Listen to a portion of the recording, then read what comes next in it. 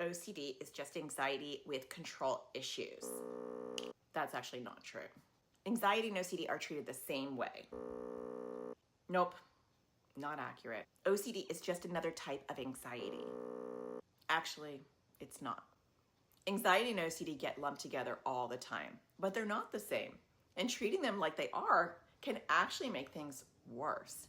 In this video, I'll break down the key differences every parent needs to know. Stay tuned. That's what's up next.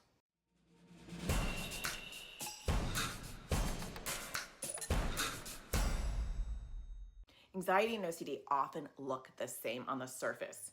Kids are worrying, avoiding things, asking for reassurance, but underneath, they work very differently. And knowing the differences is key if you want to help your child.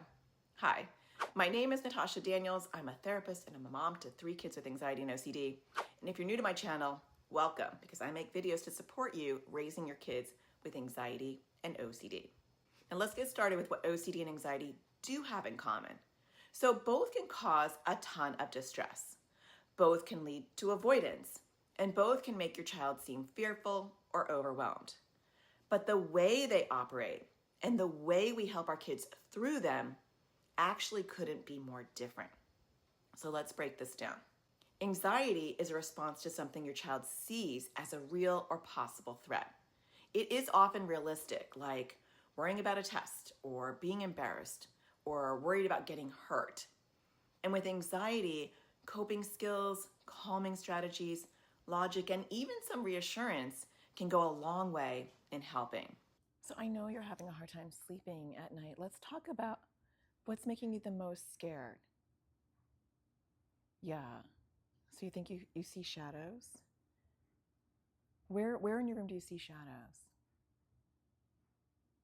Let's talk about what that shadow might be. Maybe tonight we can go in and we'll turn your light off and then we'll see where that shadow is and kind of debunk it.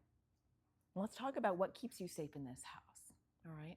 Now, OCD, on the other hand, is driven by unwanted, intrusive thoughts and feelings that often feel foreign or actually separate from the person and their thoughts. These thoughts can sometimes feel bizarre, strange, or even scary to the person who's having them. And these thoughts don't just sit there like anxiety. They're bossy. They demand your child do something to make this discomfort go away. That is the key difference. That's the compulsion. It might be a physical action, like washing, checking, or avoiding, or it could be mental, like repeating phrases in their head or praying compulsively, or it could be accommodations, like asking you the same questions over and over. This cycle, having an intrusive thought, feeling fear or discomfort, and then doing a compulsion, is how OCD traps kids and gets them stuck in an OCD loop. It doesn't matter how much you try to rationalize with OCD. It doesn't matter how much you process your child's feelings. Your hands are clean. No, I just saw it. No, my hands are clean. Well, yeah, I touched the refrigerator because I had to go get a drink. But then, yeah, I touched the refrigerator. No, the refrigerator's not dirty. Yeah, other people do touch the refrigerator, but I mean, we're in our house. We're not going to wash our hands every time we touch the refrigerator. Your hands do look clean. Yeah, I just saw you wash them. So that was after I touched the refrigerator. So even if I touched the refrigerator and then I touched your drink and you touched your drink, then you got up and I watched you wash your hands. No, I didn't see you touch the faucet. You touched it with your elbow when you turned the faucet off with your elbow. Your elbow's not dirty. Why would your elbow be dirty? It doesn't matter if you problem solve their struggles. OCD does not care. And there's a reason for this. Anxiety and OCD are different physiologically. Anxiety is centered around the amygdala, sometimes called our fear center. And often people with anxiety disorders have an overreactive amygdala, where they are hypersensitive, hypervigilant to perceived threats, whatever that might be for their anxiety. While OCD, on the other hand, has to do with issues in the circuitry between the prefrontal cortex and the basal ganglia. OCD is a glitch in the brain's signaling, causing repetitive actions, thoughts, and behaviors without any true meaning attached at all. If you are interested, you can take a deeper dive into the neuroscience of OCD at ocdinthebrain.com. But here is the most important part. If we treat OCD like anxiety, if we comfort, reassure, or help our kids rationalize their fears, it actually makes the OCD stronger.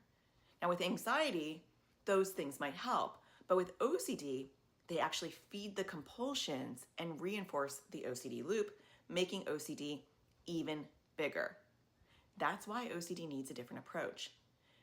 Exposure and response prevention, or ERP, a type of cognitive behavioral therapy, teaches kids to face the OCD discomfort without doing the compulsion. That's how they build long-term resilience. When we teach our kids to manually override the glitch in their brain and sit with the discomfort that those intrusive thoughts bring while not doing the compulsion, they build a strong tolerance for intrusive thoughts and disrupt the power of the OCD loop. You don't have to be your child's therapist, but understanding the difference helps you respond in a way that supports real progress while not inadvertently growing your child's OCD, which a lot of parents do because they don't understand the difference. Anxiety and OCD are luckily both treatable, but only if we recognize what we're dealing with. You're not alone in this, and the more you learn, the more empowered you'll feel to support your child in the right way. But that is why in my next video in this 3-part series, I'll be showing you how to respond differently depending on if it's anxiety or OCD. So don't forget to subscribe, hit the bell so you get notified so you don't miss it. And also, don't forget to find the sparkle in everything you do. And I'll see you again next Wednesday. Take care.